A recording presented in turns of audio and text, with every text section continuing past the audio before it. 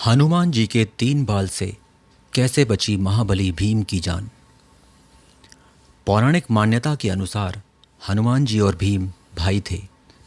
एक कथा में उल्लेख है कि भीम को अपने 3 केश हनुमान जी ने दिए थे। आइए जानते हैं इस रोचक कथा के बारे में।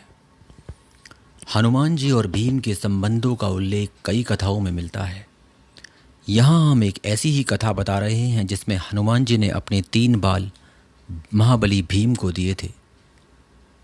अपने पिता की इच्छा को पूरा करने के लिए एक बार पांडवों ने राजसूय यज्ञ करने की योजना बनाई। आयोजन को भव्य बनाने के लिए युधिष्ठिर ने यज्ञ में भगवान शिव के परम भक्त ऋषि पुरुषमृगा को आमंत्रित करने का फैसला किया। ऋषि पुरुषमृगा का आधा शरीर पुरुष का था और पैर मृग के समान थे।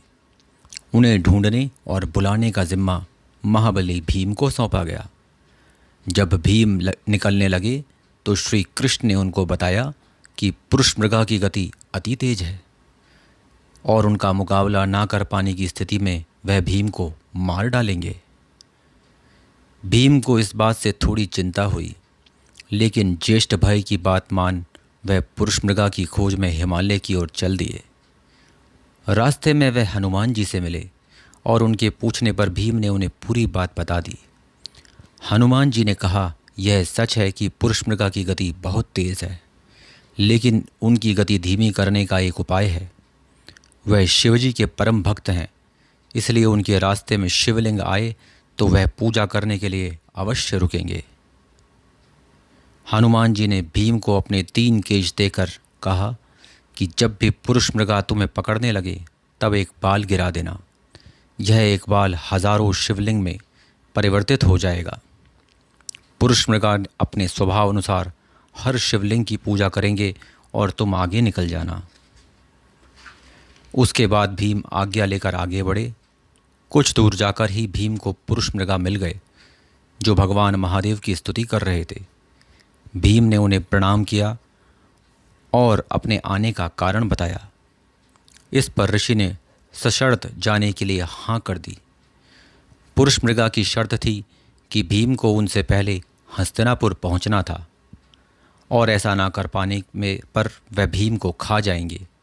भीम ने भाई की इच्छा को ध्यान में रखते हुए हाँ कर दी और हस्तिनापुर की तरफ दौड़ पड़े। जैसे ही पुरुषमृगा ने उनको पकड़ने की कोशिश की, तभी भीम ने हनुमान का एक बाल गिरा दिया और यह वास्तव में सहस्त्रों शिवलिंगों में बदल गया। शिव के परम भक्त होने के नाते पुरुषमृगा हर शिवलिंग को प्रणाम करने लगे और भीम भागते रहे। जब वो हस्तिनापुर के द्वार में घुसने ही वाले थे तो पुरुषमृगा की पकड़ में उनके पैर आ गए। लेकिन जैसे ही पुरुषमृगा ने भीम को खाना चाहा, तभी श्री कृष्ण और युधिष्ठिर वहाँ पहुँच गए।